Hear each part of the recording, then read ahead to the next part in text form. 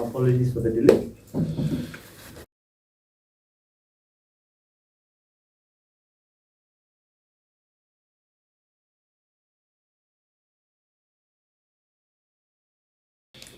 As the review has taken place, we'll give you a detail of what the FCCC has done.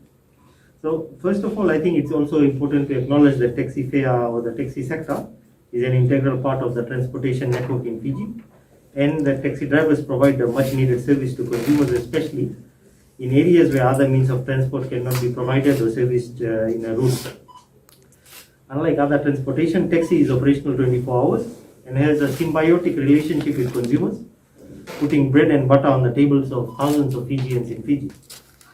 FCCC had received submissions from stakeholders in the taxi industry in early April and May this year. The Fiji Taxi Association, Fiji Cabbies Operators Association, Nandi Airport Taxi Association, and other permit holders had sent in a submission for fare increase earlier this year based on the following reasons. They cited that there was major increases in fuel price, increases in cost of spare parts, increases in cost of repair and maintenance, as well as increases in wages. They highlighted that there has been no increase in taxi fares for the last 10 years, whilst market dynamics has changed significantly over this period. The global impact of fuel prices and the increased cost of repair and maintenance was affecting the taxi industry.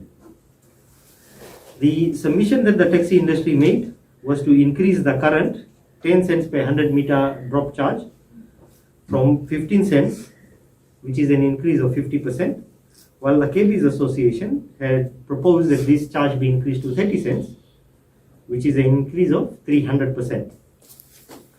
This is the first review that FCCC has taken for taxi fares, and the regulatory framework that is employed considered the overall principles of making the industry better for all Fijians. And when I say all Fijians, I mean owners, drivers, and passengers. We believe that sound regulatory policies must benefit all. Having reviewed the submission of the Taxi Association, their proposal was just not feasible, nor was it fair to the drivers or the travelling Fijian public. The submission falls short of addressing problems prevalent in the taxi industry, especially that of driver welfare, comprehensive insurance, risks associated with night driving, vandalism, and the difference in socio and economic realities in different towns and cities in Fiji. After completing the first part of our assessment, FCCC has decided to publish an interim authorization until we complete a comprehensive review. The comprehensive review will entail a new taxi industry framework that will address the issues that I've highlighted above. Now, due to the unpredictability of the future fuel prices, due to the unexpected events such as Russia's restriction of oil supply and demand disruptions, FCCC has revised the flag fall charge and the waiting charge. We will monitor the fuel price and other factors as part of our new framework before determining what the drop charge ought to be. The new determinations are as follows. The drop charges or the kilometer charge shall remain the same while we monitor the global market. The flag fall charge increases from $1.50 to $2 between 6 a.m. to 9 p.m. in Viti Levu. Flag fall to increase from 170 to 230 between 6 a.m. to 9 p.m. outside of Viti Levu. Flag fall to increase from $2 to $3 from 9 p.m. to 6 a.m. in Viti Levu, and flag fall to increase from 220 to 330 between 9 p.m. and 6 a.m. outside Viti Levu. The flag fall for airport taxis to increase from $5 to $7.10. The drop charge shall remain the same at 10 cents per 100 meters, and the waiting charge will be increased from 10 cents to 18 cents per minute. This means that consumers will only see an increase of 50 cents per trip, whilst providing an interim relief for drivers while we embark on our comprehensive review to determine what the final rates ought to be. The use of fares requested in the submission by the Taxi Association and that has been done by the FCCC, we have provided 3 examples of what it would mean. Now let's say a passenger during daytime travels from the Suva City bus stand to Valelevu Health Center. The distance that they would have traveled would be 8.6 kilometers. Based on current prices, the taxi fare would have been $10.10. Based on the submission by the Fiji Taxi Association, the taxi fare would have then increased from about $14.40 to $18.70, based on the submission by the Fiji Cabbies Operators Association. The taxi fare would have increased to $27.30. However, based on the new authorization by the FCCC, the taxi fare for the trip would be $10.60. Again, just a 50 cents increase. If you consider somebody traveling from the Nedi bus stand to say Votualevu, the distance traveled would have been approximately 10.9 kilometers. Based on the current prices, the taxi fare would have been $12.40. If we had adopted the submission by the Taxi Association, the fares would have been anywhere between $17.85 to $23.30. If we had adopted what the Fiji Cabbies Association had proposed, the taxi fare would have been $34.20. However, based on the authorization by FCCC, the taxi fare for the trip would now be $12.90. If you go to Vanuatu, let's say another passenger travels during the daytime from Lambasa Town Council to Tambia Sanatan College, the distance they would have traveled would be 14.3 kilometers. Based on current prices, the taxi fare would have been $15.80. Based on the submissions by the Taxi Association, this taxi fare would have increased from anywhere between $22.95 to $30.10. If we had listened to the submission of the Fiji Cabbies Operators Association, the taxi fare would have jumped from $15.80 to $44.40.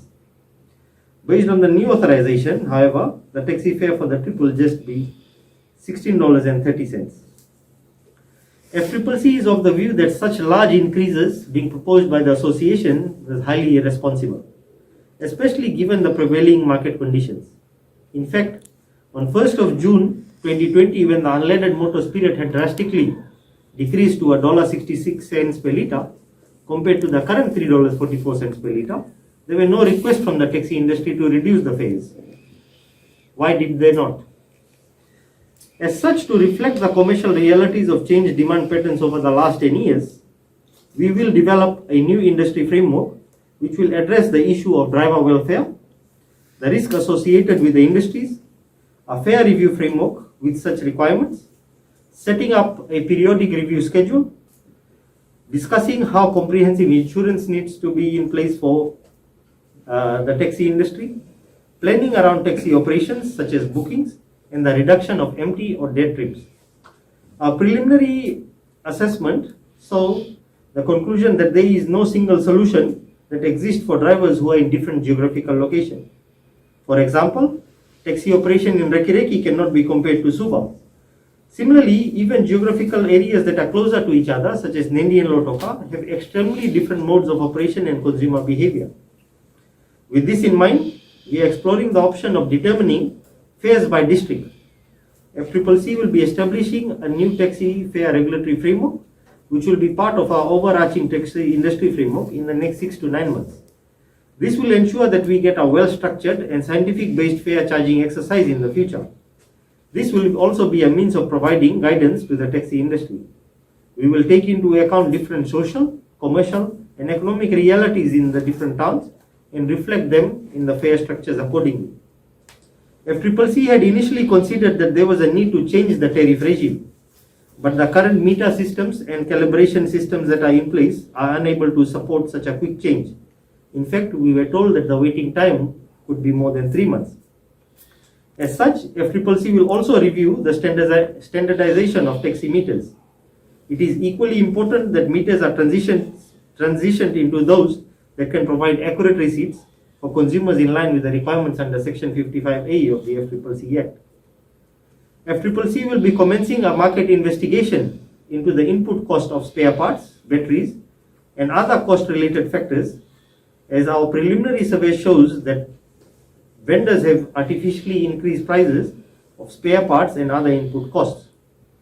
FCCC has received these claims and complaints from taxi drivers across various districts. We, however, will need to verify such claims, and this will need to be done through an extensive market review. At this juncture, I would personally like to thank each taxi driver that has risked their life and those of their families while providing services to Fijians when the COVID pandemic was rife.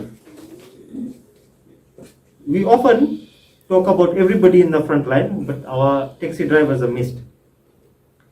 While the interim increase has been granted, there is a major concern that this increase will be abused.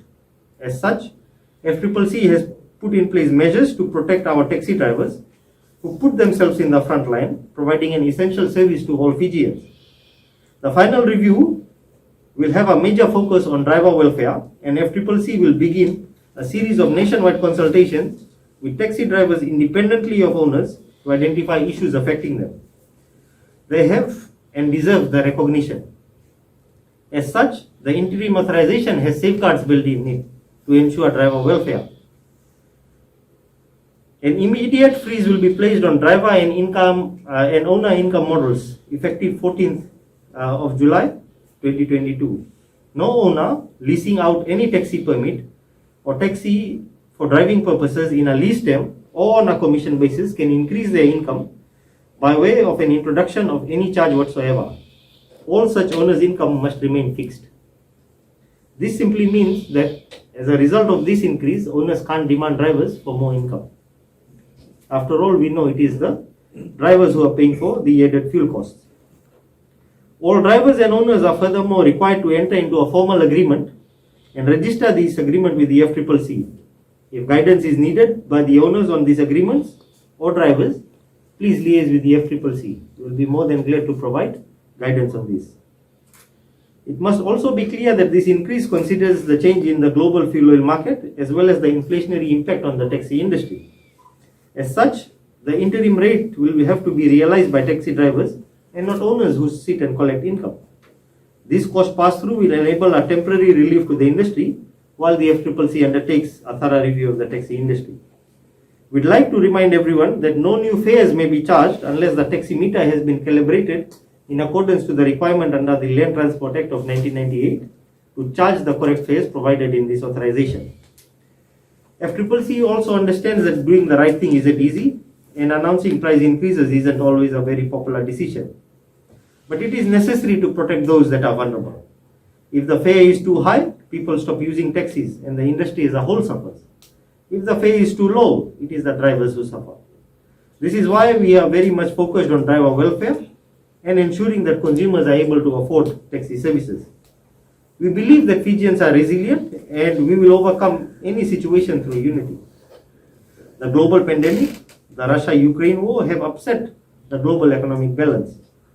We have come through COVID-19 and many natural disasters together, and undoubtedly we will get through this together.